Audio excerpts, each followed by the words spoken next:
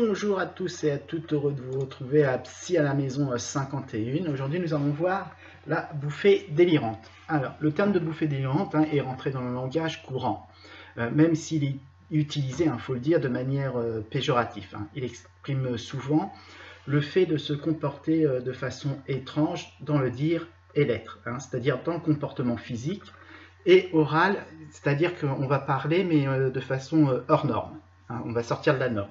Souvent, c'est incompréhensible.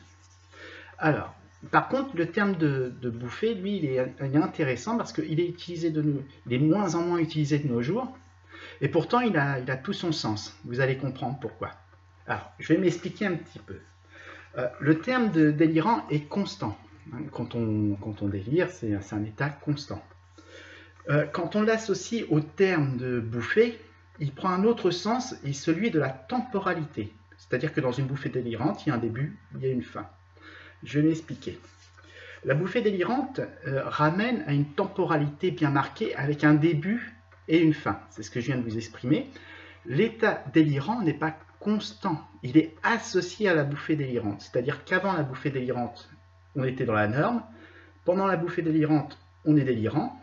Et après, on revient dans la norme. Ça veut dire ça. C'est pour ça que c'est intéressant de faire la différence entre le terme de délirant et bouffée délirante. Alors, si on regarde bien le terme bouffée, il nous vient à l'esprit la bouffée d'air, quand on respire, un geste physique rapide, mais nécessaire à la respiration. Et bien, la bouffée délirante, ce qui est intéressant, c'est que c'est un petit peu la même chose. Ça nous renvoie à l'acte de respirer. Je vais m'expliquer. Pour s'exprimer de manière vitale, le sujet ne trouve rien d'autre que de l'état délirant pour continuer de vivre, de s'exprimer et d'être. Comme un besoin, comme on a le besoin de respirer, lui, pour pouvoir continuer à être, pour pouvoir continuer à s'exprimer, il va le faire, mais mal. Alors, la bouffée délirante est l'indication d'un mal-être physique et psychologique durant un temps donné. Dites-vous bien, bouffée délirante, c'est temps donné. Il y a un début, il y a une fin. Alors, il est toujours intéressant de savoir à quel moment la bouffée délirante intervient, les circonstances physiques et psychologiques. Le facteur n'est pas toujours la cause, mais l'élément déclenchant. C'est ce qui est intéressant. Alors, ce qui est dit ou fait pendant la bouffée délirante nous informe sur la pathologie dont souffre le patient, mais ne nous donne pas la cause réelle, la sortie de route de la réalité. Il va falloir chercher. Là aussi, toujours se renseigner sur l'état physique et la prise de médicaments du patient qui peuvent être un élément déclencheur. Toujours demander s'il y a un problème physique, si la personne est sous médicament, parce que le mélange de médicaments peut entraîner des troubles délirants. Alors, faut faire attention. Faire une bouffée délirante n'est pas toujours signe d'une pathologie chronique, car tout à chacun peut faire une bouffée délirante dans sa vie et ne plus en refaire. C'est pour ça que c'est le terme de délirant et bouffée. Faut faire très attention à son utilisation et au terme. Parce qu'une personne peut faire une bouffée délirante et ne plus en refaire de sa vie, il faut le savoir. Alors, pour donner du sens à l'état psychotique du passage délirant, il faut rechercher là où les causes. Mais ça ne peut pas se faire si le patient n'est pas stabilisé. Donc, après coup, rien ne sert de chercher la cause durant la bouffée délirante car le comportement ne le permet pas. Ne cherchez pas une cause quand une personne est en état délirant.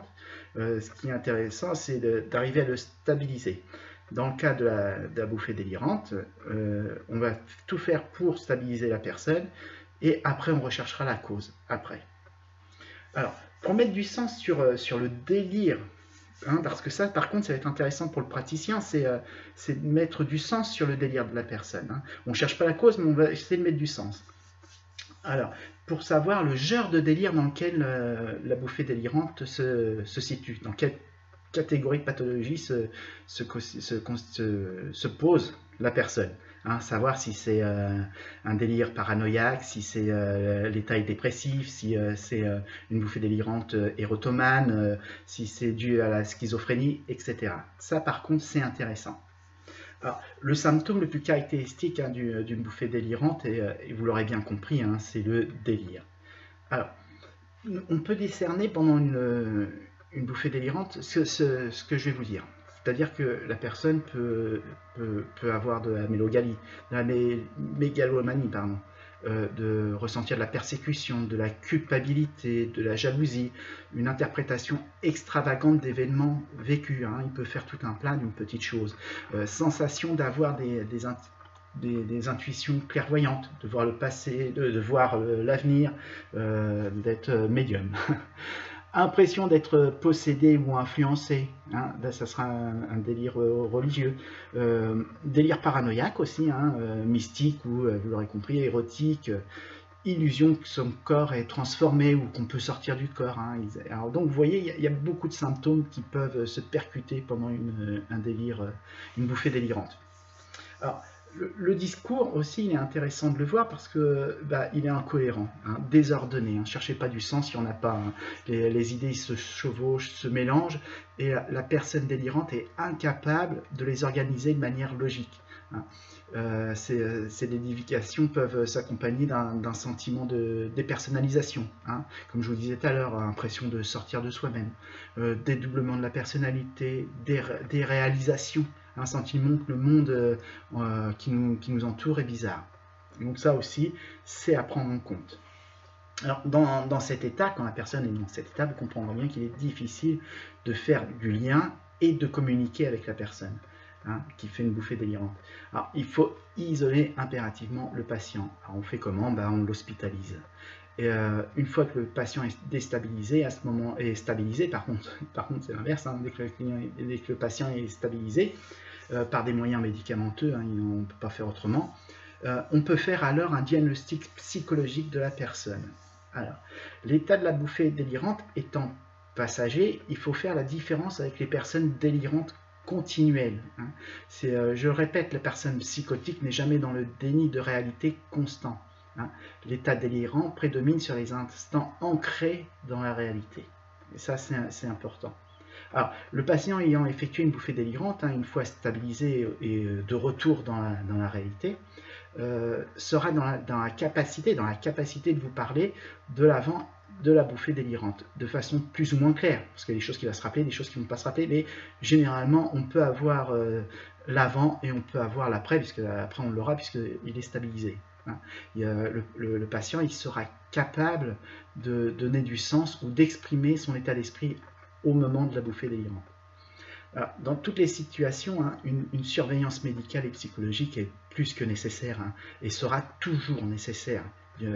Pourquoi? Parce que, je vous l'ai dit, ça peut se reproduire comme ça ne peut pas se reproduire. On ne peut pas prendre de risques pour la personne et pour son entourage. Alors quand je parle de mon entourage, évidemment, je parle de la famille, mais ça peut être aussi dans les liens sociaux, dans le travail, hein, parce que ça peut se reproduire à tout moment. C'est pour ça qu'il faudra toujours surveiller une personne qui a fait une bouffée délirante. Même si, une fois réalisé, ça peut très bien ne pas se reproduire, il faut faire très attention, parce que généralement, il y a des rechutes. Et donc, c'est intéressant de savoir et de pouvoir protéger ces personnes-là d'eux-mêmes, et puis d'autrui, et puis de les aider pour se réancrer dans la réalité. Voilà, j'espère que cette vidéo vous a plu. Prochaine vidéo, ça sera un petit peu moins sur les mots et sur les textes, hein. On parlera sûrement du ressentir. Je suis en train de voir ça et je pense que ça va vous intéresser. Je prendrai peut-être d'ailleurs un fait d'actualité, c'est toujours intéressant. Voilà, je vous remercie pour votre attention, hein, petite vidéo sur les bouffées délirantes, j'espère que ça vous a plu, vous avez appris des choses. N'hésitez pas à continuer à me poser des questions, à m'envoyer des mails, j'aime bien ça, il n'y a pas de souci. Et si vous avez des idées aussi, hein, je suis preneur, hein, j'ai déjà fait des vidéos pour des personnes qui me posaient des questions. Avec plaisir, à bientôt, bonne semaine.